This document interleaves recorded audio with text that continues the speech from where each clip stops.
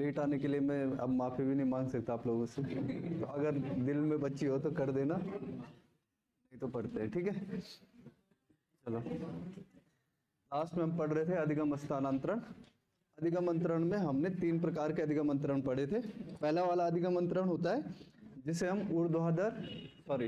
जिसे हम सकारात्मक अधिगम अंतरण कहते हैं। दूसरा अधिगम होता है जिसे हम कहते हैं नकारात्मक, ठीक है। दूसरा क्या था? नकारात्मक। तीसरा क्या है? शून्य। अब ये जो सकारात्मक अंतरण है, इस सकारात्मक अंतरण के ही 3 टाइप हैं, ठीक है। पहला है ऊर्ध्वाधर, दूसरा क्षैतिज और तीसरा द्विपार्श्विक, ठीक है। तो हमारे पास बेसिकली जो मोटा मोटा अधिगम अंतरण है वो 3 प्रकार के हैं। पहला अधिगम अंतरण कौन सा है? सकारात्मक, दूसरा नकारात्मक और तीसरा शून्य। सकारात्मक का मैंने आपको बता दिया था। सकारात्मक अधिगम अंतरण में क्या होगा? सकारात्मक अधिगम अंतरण में जो पुराना सीखा गया ज्ञान है वो नए ज्ञान को सीखने में मदद करेगा, ठीक है। जैसे संस्कृत से हिंदी सीखना, गणित से फिजिक्स सीखना, साइकिल से बाइक सीखना, ये सारे क्या है? धनात्मक अधिगम अंतरण है ना। एक जगह का सीखा गया ज्ञान दूसरी जगह सीखने में मदद करता है, पहला। दूसरा नकारात्मक अधिगम अंतरण। नकारात्मक अधिगम अंतरण का मतलब है कि एक जगह का सीखा गया ज्ञान दूसरी जगह ज्ञान को सीखने में या नए ज्ञान के अर्जन में बाधा उत्पन्न कर रहा है। जैसे हिंदी सीखी हुई है, वो स्पेनिश को सीखने में बाधा उत्पन्न करती है। आपने कोई कार्य दाएं हाथ से करना सीख रखा है, वो बाएं हाथ से जब आप उसी कार्य को करते हैं तो सामान्य तौर पर वो क्या करता है? बाधा उत्पन्न करता है। या आपने हिंदी लिखनी सीख रखी है और उसके बाद आपको उर्दू लिखना सीखने के लिए कहा जाए तो दोनों क्या है? अलग अलग हैं। उर्दू हिंदी क्या लिखी जाती है? बाएं से दाएं, और उर्दू दाएं से बाएं लिखी जाती है। तो आपको हिंदी लिखने की आदत होगी, आप क्या करेंगे? उसी तरीके से उर्दू लिखेंगे। तो यहाँ पर हिंदी अगर आपने लिखना सीख रखा है तो बाधा उत्पन्न करेगा किसमें? उर्दू को लिखना सीखने में, समझ रहे हैं? तो ये क्या हो जाएगा? नकारात्मक अधिगम अंतरण। और एक अधिगम अंतरण हो जाएगा शून्य अधिगम अंतरण। जैसे आपने क्रिकेट खेलना सीख रखा है, वो आपके साइकिल सीखने में कोई मदद नहीं करेगा। आपने कंप्यूटर चलाना सीख रखा है, वो आपके गणित सीखने में कोई मदद नहीं करेगा, ठीक है। तो एक जगह का सीखा गया ज्ञान दूसरी जगह के ज्ञान को या नए ज्ञान को सीखने में कोई ना तो मदद कर रहा है ना कोई बाधा उत्पन्न कर रहा है। ये हो गया शून्य अधिगम अंतरण। अब इस सकारात्मक अधिगम अंतरण के ही 3 सब टाइप आते हैं, ठीक है। ये तीनों पॉजिटिव लर्निंग ट्रांसफर के टाइप हैं। पहला है ऊर्ध्वाधर, वर्टिकल जिसे कहते हैं। जब आपने किसी पुराने ज्ञान को किसी निचले स्तर पर सीखा हो और वो आपको किसी ऊंचे स्तर पर नए ज्ञान को सीखने में मदद कर रहा है। जैसे आपने साइकिल चलाने सीख रखी है, वो आपको बाइक चलाना सीखने में मदद कर रही है। या आपने अगर बाइक चलानी सीख रखी है तो आपको कार चलाना सीखने में मदद कर रही है। यानी कि पहले जो आपने ज्ञान सीखा था वो निम्न स्तर की परिस्थितियों में सीखा था, और जो आपने नया ज्ञान सीखा वो क्या सीखा? वो उच्च स्तर में सीखा। इसे क्या कहते हैं? इसे कहते हैं ऊर्ध्वाधर अधिगम अंतरण। दूसरा क्षैतिज अधिगम अंतरण। क्षैतिज अधिगम अंतरण का मतलब होता है कि जब समान परिस्थितियों में, जब एक परिस्थिति में सीखा गया ज्ञान उसी के समान परिस्थितियों में प्रयोग किया जाता है। जैसे आपने गणित का कोई सवाल सीखा या कोई भी चीज सीखी और उसको फिर वैसे ही सवालों पर यूज किया आपने वो सीखा हुआ ज्ञान। जैसे आपने जोड़ घटाना सीख रखा है सिंपल, तो वो जोड़ घटाना आपने पहले सीखा और अगली बार उसी से संबंधित क्वेश्चनों को सॉल्व किया, आपने एक्सरसाइज सॉल्व की, 10 क्वेश्चन सॉल्व किए। तो एक जगह का सीखा गया ज्ञान दूसरी परिस्थितियों में प्रयोग किया जा रहा है, लेकिन परिस्थितियां क्या है? समान है। कठिनाई का स्तर क्या है? समान है। ऐसा नहीं कि आपने जोड़ घटाना करना सीख रखा है और वो आपको डिफरेंशिएशन सीखने में मदद कर रहा है। अगर जोड़ घटाना सीखना आपको डिफरेंशिएशन सीखने में मदद कर रहा है, हाई लेवल की मैथ सीखने में मदद कर रहा है, तो वो ऊर्ध्वाधर होगा। और अगर जोड़ घटाना आपको वैसे ही क्वेश्चनों पे किया जा रहा है, जोड़ घटाने वाले ही क्वेश्चन है, तो वो क्या होगा आपका क्षैतिज अधिगम अंतरण। समझ में आया।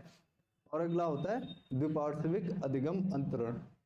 जब शरीर के एक हिस्से द्वारा सीखा गया कोई भी कौशल, कोई भी ज्ञान दूसरे हिस्से को सीखने में मदद करता है, तो वो क्या होगा द्विपार्श्विक अधिगम अंतरण। सामान्य तौर पर क्या होता है कि अगर आप बाएं हाथ से लिखना सीख रखे हैं तो वो दाएं हाथ से लिखना सीखने में क्या करता है, बाधा उत्पन्न करता है। इस समय ये कौन सा अधिगम अंतरण होगा, नकारात्मक अधिगम अंतरण होगा।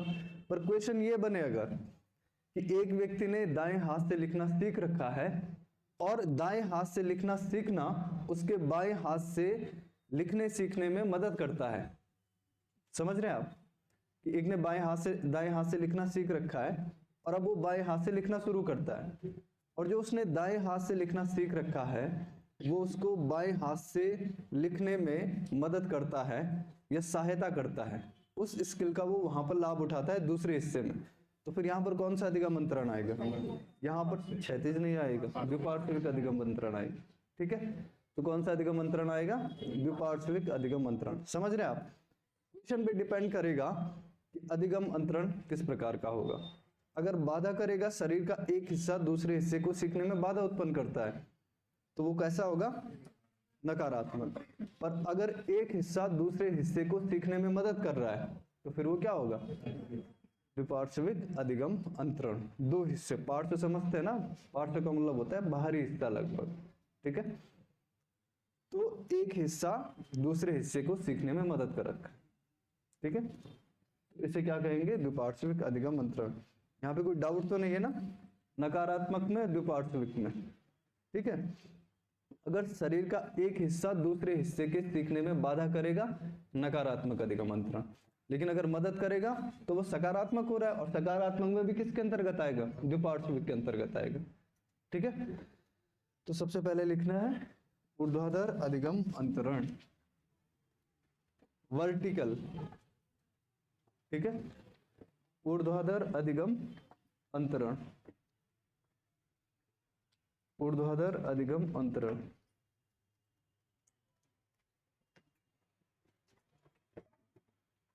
ऊर्ध्वाधर अधिगम अंतरण।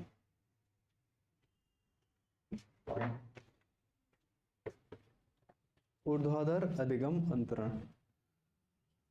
अब एलटी वाले 18 और 20 वाले पेपर उठाना शुरू कर दो। अधिगम वाले जितने क्वेश्चन है वहां से सॉल्व करके देखो, हो रहे आपसे या नहीं हो रहे। हो रहे तो अच्छी बात है, नहीं हो रहे तो दोबारा पढ़ो, या तो फिर अब आने वाला होगा। ठीक है, चलिए द्विपार्श्विक अधिगम अंतरण, सॉरी ऊर्ध्वाधर लिखा हमने। ठीक है, जब कोई पूर्व ज्ञान या पुराना सीखा गया अनुभव या पुराना सीखा गया कौशल, अनुभव मत लिखो, पुराना सीखा गया कौशल,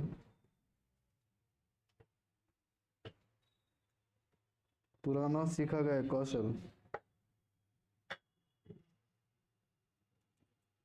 पुराना सीखा गया कौशल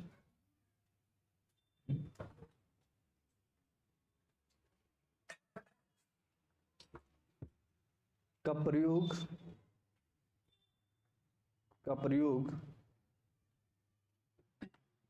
उच्च परिस्थितियों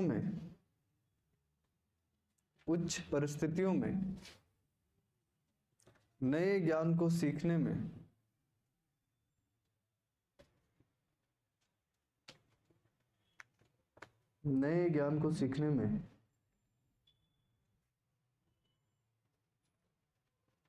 सहायता करता है, नए ज्ञान को सीखने में सहायता करता है, तो उसे ऊर्ध्वाधर अधिगम अंतरण कहते हैं। तो उसे ऊर्ध्वाधर अधिगम अंतरण कहते हैं। ऊर्ध्वाधर अधिगम अंतरण कहते हैं। ठीक है, अगला लिखना है। इसका मतलब कि जो पुराना सीखा गया ज्ञान होगा वो निम्न परिस्थितियों में होगा और नया सीखा गया ज्ञान उच्च परिस्थितियों में होगा। समझ में आ रहा है? ठीक है, चाहे तो इसे बना लो एक जगह पे।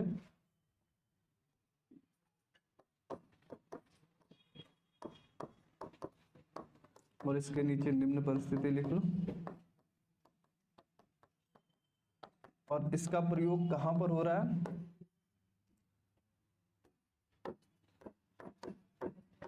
नए ज्ञान के अर्जन में। और ये नए ज्ञान का अर्जन क्या है? उच्च परिस्थिति।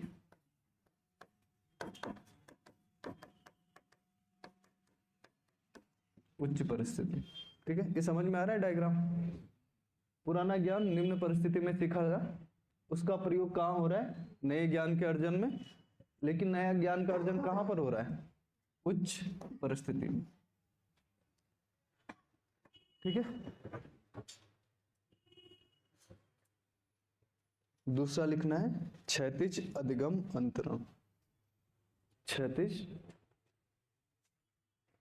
अधिगम अंतरण। क्षैतिज अधिगम अंतरण। क्षैतिज अधिगम अंतरण, इसमें लिखना है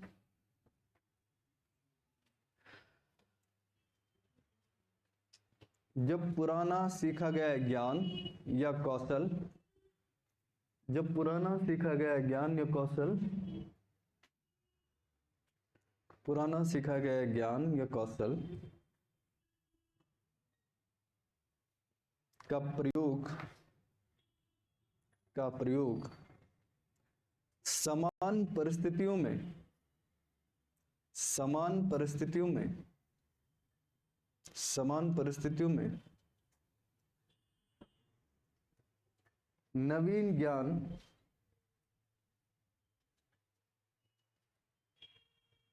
नवीन ज्ञान,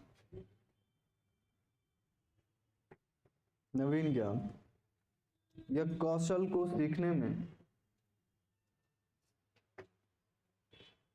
नवीन ज्ञान या कौशल को सीखने में प्रयोग किया जाता है, प्रयोग किया जाता है, तो उसे क्षैतिज अधिगम अंतरण कहा जाता है। तो उसे क्षैतिज अधिगम अंतरण कहा जाता है।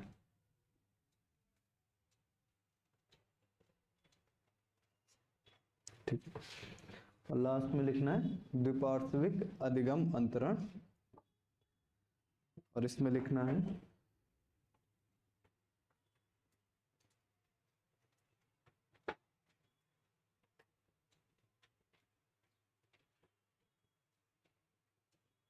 जब व्यक्ति शरीर के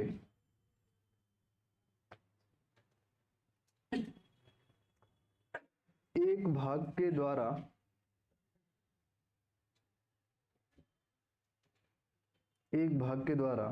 सीखा गया ज्ञान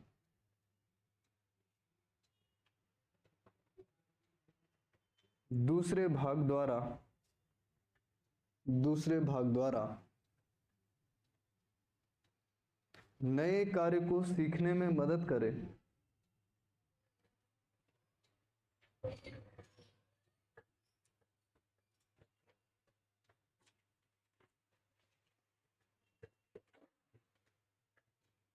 बाएं हाथ को सीखने में मदद करे। अच्छा, क्या लिखा? एक भाग का दूसरे भाग को सीखने में मदद करे। हाँ, सीखने में मदद करे तो उसे द्विपार्श्विक या द्विपक्षीय अंतरण कहते हैं। उसे द्विपार्श्विक या बाइलेटरल कहते हैं, जिसे द्विपार्श्विक अधिगम अंतरण कहते हैं।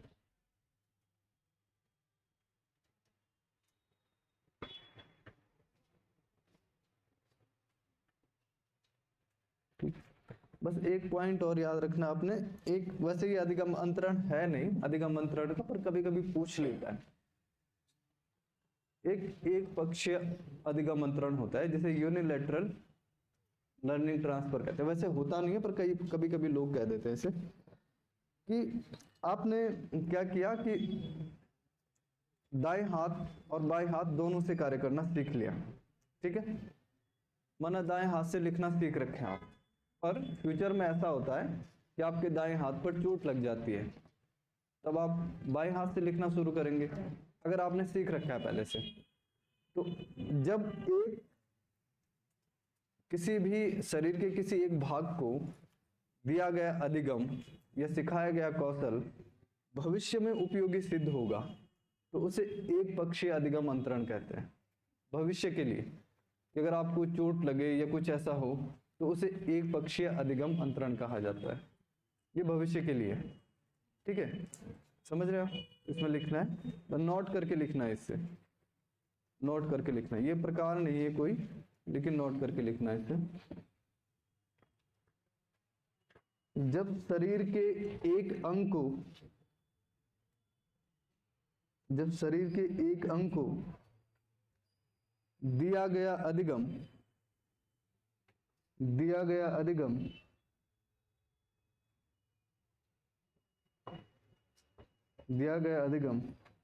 भविष्य में लाभदायक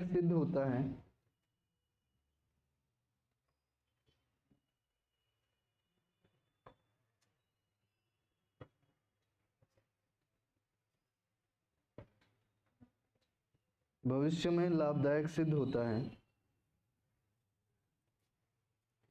तो इसे एक पक्षीय अधिगम अंतरण कहा जाता है।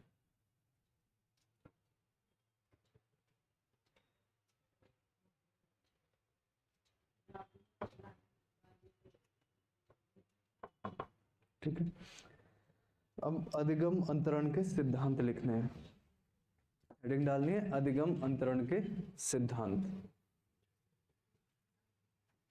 अधिगम अंतरण के सिद्धांत, अधिगम अंतरण के सिद्धांत।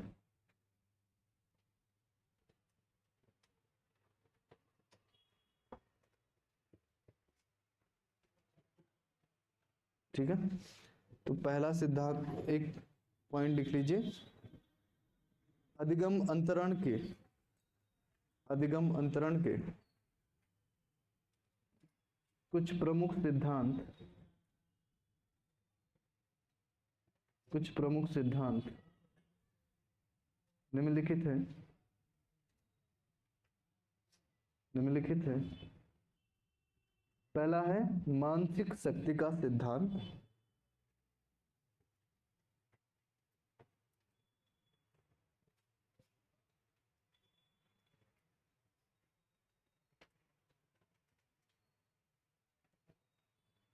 ठीक है, पहला है मानसिक शक्तियों का सिद्धांत।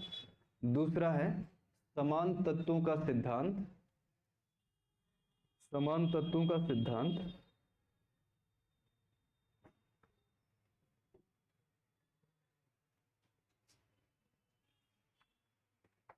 तत्वों का सिद्धांत। तीसरा है सामान्यीकरण का सिद्धांत,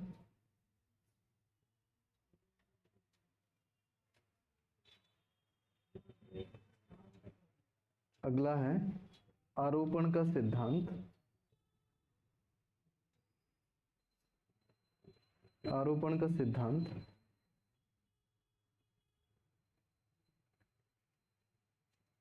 सिद्धांत को गेस्टाल्टवादी सिद्धांत भी कहा जाता है।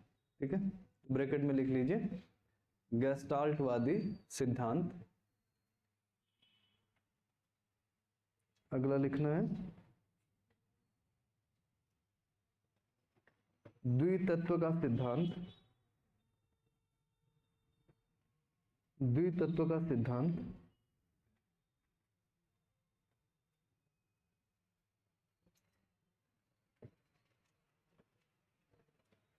अगला है मूल्यों का सिद्धांत,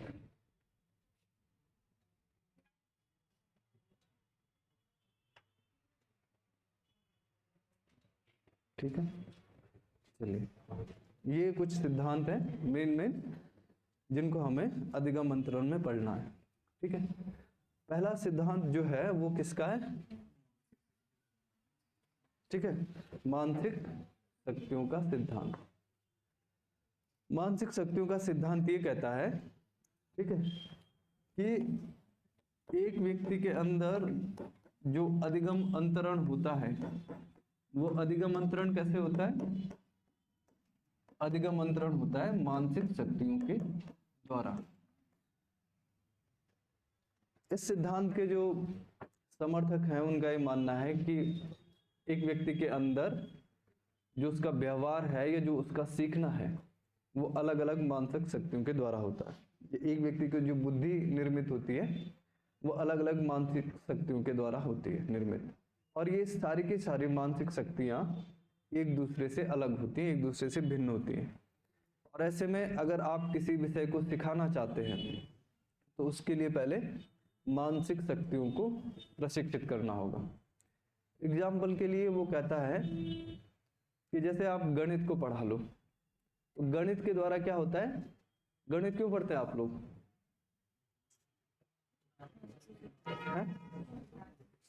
मतलब अभी तक गणित पढ़ रहे हैं, क्यों पढ़ रहे हैं आप?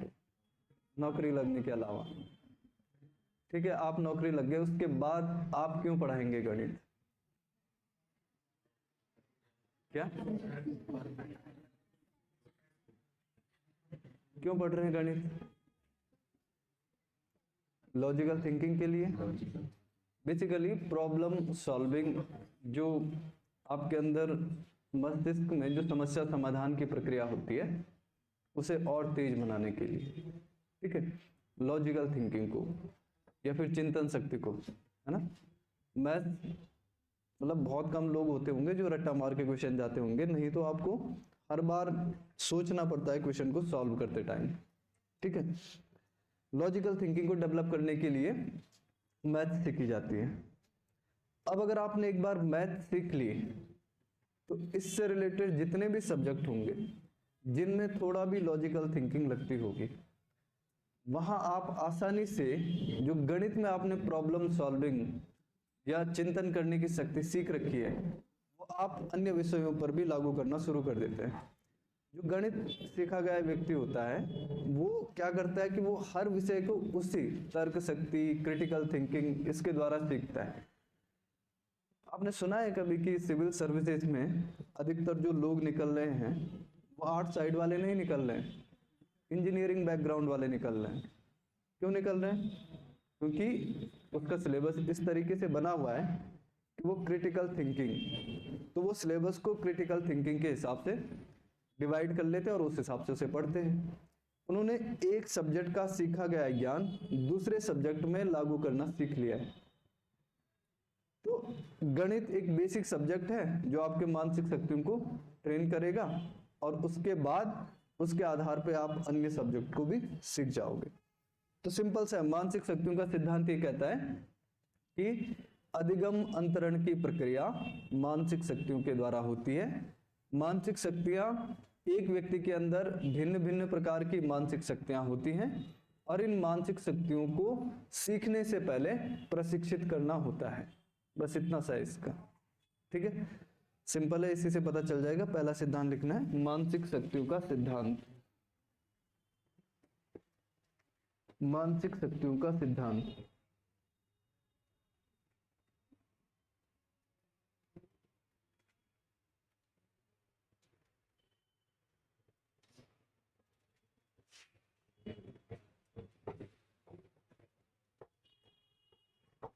चलिए इसमें लिखना है मानसिक शक्तियों का सिद्धांत। मानसिक शक्तियों का सिद्धांत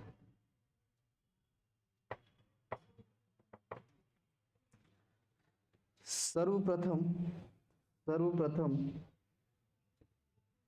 ग्रीक दार्शनिकों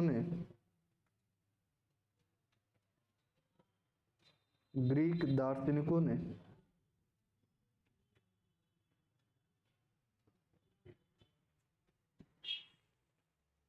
प्रस्तुत किया था जिनमें अरस्तु प्रमुख था।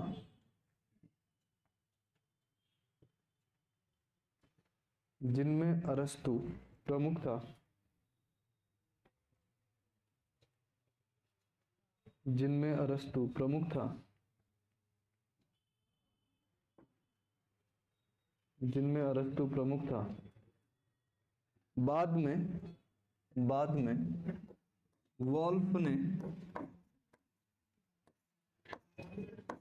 वॉल्फ ने इसे व्यवस्थित रूप में प्रस्तुत किया।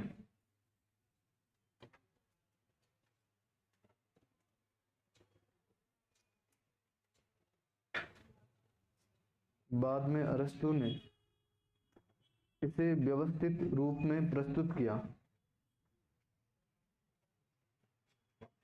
सॉरी, वॉल्फ ने, ठीक है, बाद में वॉल्फ ने इसे व्यवस्थित रूप में प्रस्तुत किया। इस सिद्धांत के अनुसार एक व्यक्ति के अंदर विभिन्न मानसिक शक्तियां होती हैं। एक व्यक्ति के अंदर विभिन्न मानसिक शक्तियां होती हैं।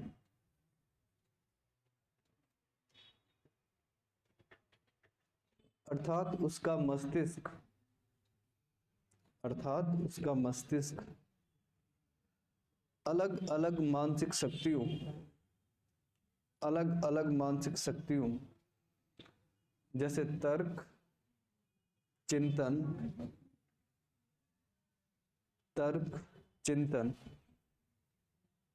स्मरण शक्ति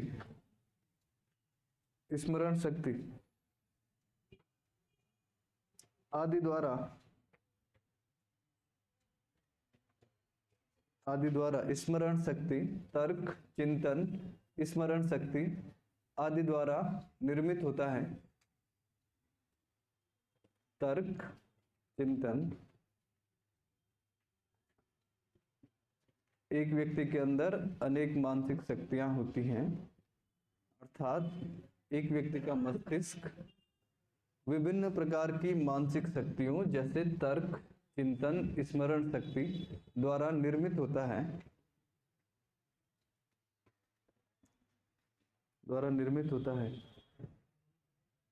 और ये शक्तियां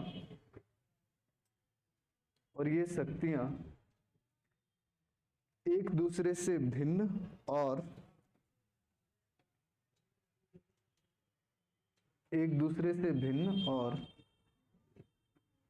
स्वतंत्र होती हैं।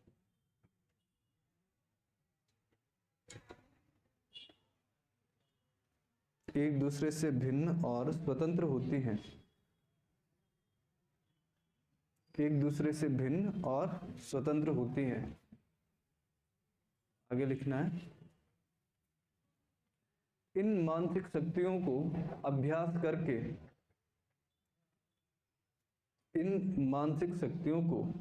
अभ्यास करके मजबूत बनाया जा सकता है।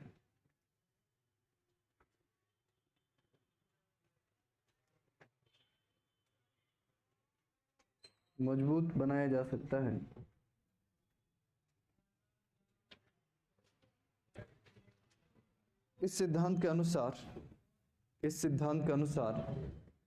अधिगम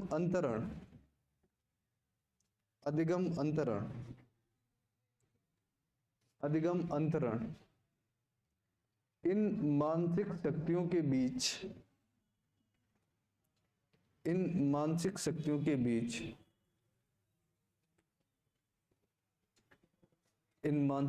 के बीच पाया जाने वाला संबंध है। शुरू में क्या होती है? मानसिक शक्तियां एक दूसरे से स्वतंत्र होती हैं। अभ्यास होगा तो ये मानसिक शक्तियां मजबूत होंगी और उससे इनके बीच में क्या होगा? एक रिलेशन बनेगा, जो जैसे आप ये समझ लीजिए कि उसी व्यक्ति की स्मरण शक्ति मजबूत होगी जिस व्यक्ति की तर्क शक्ति मजबूत होगी, है ना। सामान्य तौर पर अगर किसी व्यक्ति की तर्क शक्ति मजबूत हो गई है तो वो स्मरण शक्ति भी मजबूत हो जाएगी उसकी, क्योंकि उसने अब स्मरण करना रट्टा मारने से नहीं कर रहा है वो, बल्कि तर्क के द्वारा सीख रहा है। ठीक है। चिंतन करना, तो चिंतन करना, एक व्यक्ति का चिंतन उसी व्यक्ति का चिंतन उच्च स्तर का होगा जिसका तर्क शक्ति, ये लॉजिकल जो थिंकिंग है, ये लॉजिकल जो क्षमता है, लॉजिकल पावर है, वो क्या होगी, उच्च स्तर की होगी। तो इन सब में क्या बन जाता है, आपस में रिलेशन बन जाता है, और इस वजह से ये किसी नए विषय को सीखने में क्या करती है, मदद करती है। ठीक है। ये सबसे पुराना सिद्धांत था, पर इस सिद्धांत में आपको ये लग रहा है कि कहीं ना कहीं कंटिन्यूटी टूट रही है, सिद्धांत एकदम से क्लियर नहीं कर पा रहा है। तो एक तो सिद्धांत क्लियर नहीं कर पा रहा था चीजों को, और दूसरा ये सिद्धांत बाद में इसकी बहुत ज्यादा आलोचना हुई, तो इसलिए ये सिद्धांत इतना ज्यादा पॉपुलर हुआ नहीं। ठीक है। इसमें लिखना है, आधुनिक मनोवैज्ञानिकों ने आधुनिक मनोवैज्ञानिकों ने इस सिद्धांत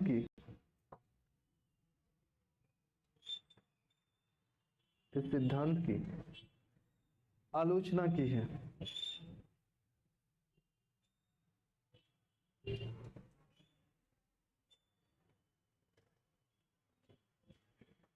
ठीक है। चलिए, अब आता है समान तत्वों का या समान अवयवों का सिद्धांत। समान तत्वों का या समान अवयवों का सिद्धांत।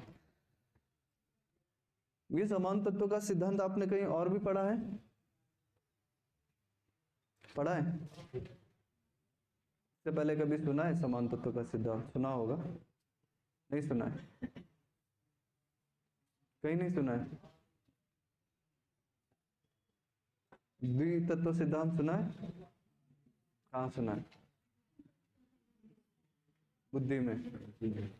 समान तत्व का सिद्धांत नहीं सुना है? रेत का सिद्धांत सुना है? किसने दिया था? रस्टन ने नहीं दिया था, स्पीयरमैन ने द्वितत्व सिद्धांत दिया था। फिर एक समूह कारक सिद्धांत आया था और एक समान तत्व सिद्धांत था। समूह कारक सिद्धांत किसने दिया था? रस्टन ने दिया था। ठीक है। ग्रुप फैक्टर जिसे कहते हैं, ये दिया था थॉर्नडाइक ने। थॉर्नडाइक का नाम सुना है? रेत का सिद्धांत या भालू का सिद्धांत। ठीक है। तो उसी ने दिया है। इसने ये कहा, समान तत्वों का सिद्धांत इसने कहा कि एक जगह सीखा गया ज्ञान का दूसरी जगह उतनी ही मात्रा में या उसी सीमा तक अंतरण हो पाता है जितना दोनों विषयों में या दोनों परिस्थितियों में क्या रहती है, समानता रहती है। गणित का सीखा गया ज्ञान भौतिक को सीखने में उतना ही मदद करेगा जितना गणित और भौतिक के बीच चिन्हों की समानता होगी या परिस्थितियों की समानता होगी। ठीक है। साइकिल चलाना सीखना आपको बाइक चलाने सीखने में उतना ही मदद करेगा जितनी दोनों परिस्थितियों में समानता है। समझ रहे आप? साइकिल का ब्रेक कहाँ होता है? हाथ पर, और बाइक का पैर पर। साइकिल में लगाया गया ब्रेक, ये साइकिल में जो आपने ब्रेक लगाना सीखा है वो आपको बाइक में ब्रेक लगाने सीखने में मदद करेगा या नहीं करेगा? नहीं करेगा। क्यों करेगा? अगर आप हाथ से ब्रेक लगाएंगे बाइक में, गिर नहीं जाएंगे? ठीक है। या फिर साइकिल में जो आपने कोई भी तरीका है, एक जगह का सीखा गया ज्ञान दूसरी परिस्थिति में उतनी ही मदद करता है जितना एक परिस्थिति और दूसरी परिस्थिति में क्या होती है, समानताएं होती। संस्कृत का हिंदी का सीखा गया ज्ञान संस्कृत को सीखने में आपको उतनी ही मदद करेगा जितनी दोनों विषयों में क्या होगी, समानता। जहां से असमानता आने शुरू हो जाएगी वहां से एक विषय का सीखा गया ज्ञान दूसरे विषय को सीखने में कैसे मदद कर सकता है? तो यही कहता है कि अधिगम अंतरण की सीमाएं हैं और वो सीमाएं क्या है, समानता है। जहां तक दोनों विषयों में या दोनों परिस्थितियों में समानता होगी वहां तक अधिगम अंतरण होगा, और उसके बाद अधिगम अंतरण क्या हो जाएगा, बंद हो जाएगा। समझ में आया? इसमें लिखना है, यह सिद्धांत थॉर्नडाइक ने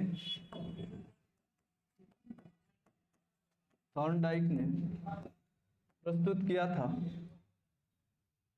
प्रस्तुत किया था। इस सिद्धांत के अनुसार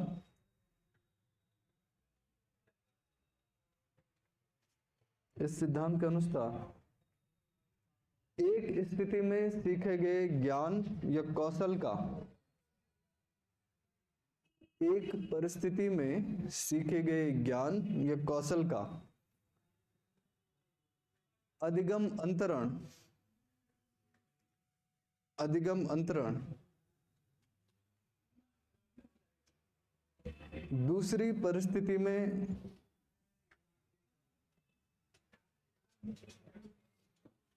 परिस्थिति में उसी अनुपात में होता है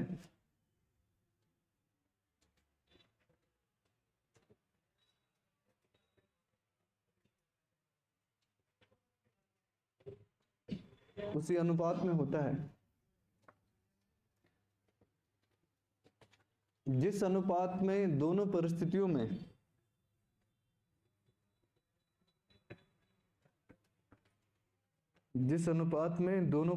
में समानता होती है।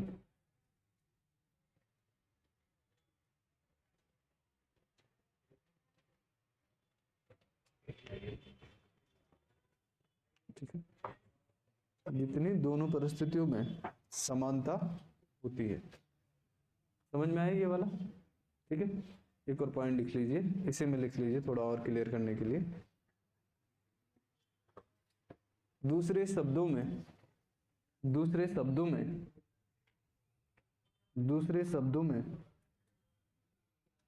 अधिगम अंतरण उसी सीमा तक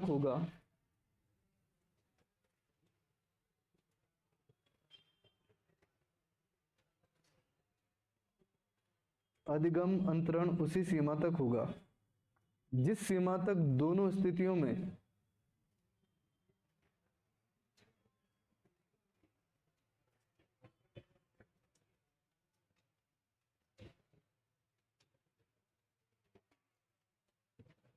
समानता होती है।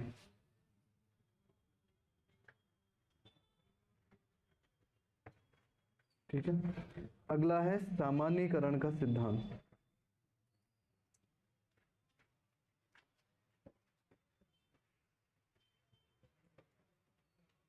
सामान्यीकरण का सिद्धांत, थ्योरी ऑफ जनरलाइजेशन। सामान्यीकरण का सिद्धांत, इसमें एक पॉइंट लिख लीजिए। इस सिद्धांत के प्रतिपादक चार्ल्स जड हैं। इस सिद्धांत के प्रतिपादक चार्ल्स जड हैं।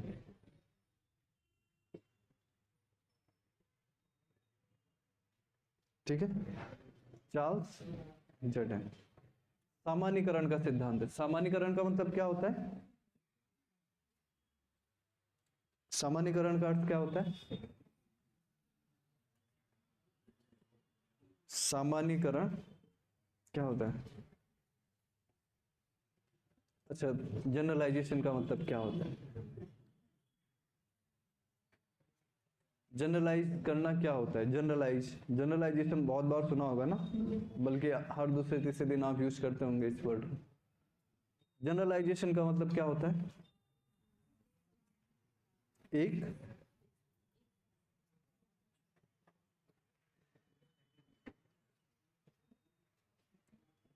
चावल बनाए कभी प्रेशर के अलावा, पतीले पे बनाए? कैसे चेक करते हैं कि चावल पक गए? हाथ से। या अच्छे चावल है या अच्छी दाल है, इसका पता कैसे करते हैं? अगर कोई भी सामान खरीदते हैं और उससे आपको बड़ी क्वांटिटी में खरीदना हो, 1000, 2000, 3000, तो आप सारे 1000 सेट चेक करेंगे उसके लिए, या सिर्फ 1-2 सेट चेक करते हैं? 1-2 सेट चेक किए और फिर उसके आधार पे ये निष्कर्ष निकाल लिया कि सारे सेट ही क्या है, सही हैं। 1 या 2 जगह के सीखे गए ज्ञान का बाकी सारी परिस्थितियों में उसको लागू कर देना। जैसे आपने एक जगह का एक व्यक्ति देखा और उस व्यक्ति के कुछ गुण देखे और उसके आधार पर आपने क्या कर दिया, सारे उस एरिया के लोगों को कह दिया कि सारे लोग कैसे हैं, इसी प्रकार के हैं जैसा वो एक व्यक्ति है। जैसे पहाड़ियों को कहा जाता है, क्या कहते हैं बाहर, अगर बाहर दिल्ली या वहां जाओगे तो उत्तराखंड के लोगों को कहते हैं कि ईमानदार आदमी है। ठीक है, ये एक या दो व्यक्तियों को लेकर कहा है और उसके आधार पे क्या कर लिया है, सारे लोगों को क्या कर लिया है, जनरलाइज कर लिया है, सारे लोगों पे वही सिद्धांत लागू कर लिया है। एक या दो व्यक्तियों से ईमानदार दिखे होंगे और उसके आधार पे सारे व्यक्तियों को कह दिया कि ईमानदार हैं और सीधे हैं, ऐसे तो कहते हैं, बाकी तो हम और आप लोग जानते हैं। ठीक है, और जनरलाइजेशन कर रखा है बाहर वालों ने। ये जनरलाइजेशन का मतलब होता है कि एक परिस्थिति के जो नियम आपने निष्कर्ष निकाले उन निष्कर्षों को अन्य परिस्थितियों पर भी लागू कर देना, इसे कहते हैं सामान्यीकरण। जैसे उद्दीपन सामान्यीकरण होता है, उसने काले रंग को क्या कर दिया था, सामान्यीकृत कर लिया था। तो उसने काला रंग का कुत्ता देखा था और उसके आधार पे काला रंग का कोट, काले रंग का बैल, काले रंग का दरवाजा, काले रंग का कपड़ा, सारे के सारे उससे क्या हो गए, वो सारे के सारे डरावने हो गए उसके लिए। क्यों हुए, उसने काले रंग को जनरलाइज कर लिया कि जो भी काले रंग की चीज होगी वो क्या होगी, डरावनी होगी, ये उसके लिए भय उत्पन्न करेगी। तो इसमें क्या कर लिया उसने, एक विशेषता का एक निष्कर्ष पे पहुंचा वो उस समय कि ये कुत्ता काले रंग का है। अब जो भी काले रंग की चीजें होंगी उससे क्या होगा, डरेगा, ये उसके मन में भय उत्पन्न होगा। उसी तरीके से इसको कहते हैं जनरलाइज करना, कि एक परिस्थिति के नियम का दूसरे परिस्थितियों में प्रयोग करना, कि एज इट इज प्रयोग करना उससे। ठीक है, तो इसे कहते हैं जनरलाइजेशन या सामान्यीकरण। इस नियम में भी यही होता है, इसे कल करेंगे। ठीक है, कोई डाउट तो नहीं है अभी तक?